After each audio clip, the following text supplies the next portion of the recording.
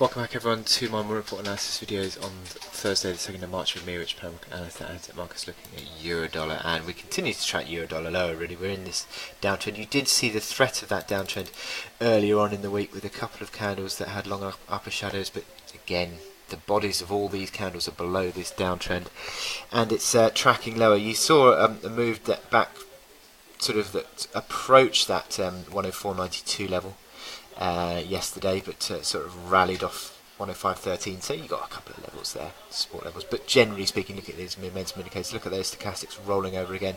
Similar situation to what we saw in late Fed, where we started to see the selling pressure coming back through again. MACD line's still falling. RSI around that 40 level. It was below 40 earlier on, but now around 40. So I think anything below 40 on that RSI really confirms, certainly on a closing basis, would really confirm this tracking lower. And I think it is ultimately going to break that 104.92. Then you got 104.50, but that's a pretty sort of minor support really. You're looking generally around the lows, sort of 103, 104 area. 103.40 is the low that we have seen in January 2017, and I think that that's going to be tested probably in the coming weeks. Whether it gets tested on this downtrend remains to be seen, but at the moment certainly the pressure is to the downside on momentum indicators and price as well. Here we see the hourly chart.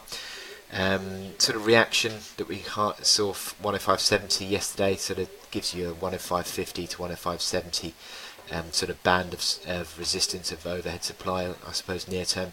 Anything that unwinds the RSI back towards sort of 50 area seems to be probably a decent selling opportunity. Again, MACD lines are still negatively configured. It looks as though we're going to be pulling lower and retesting this sort of 104.90 area, which we saw last week.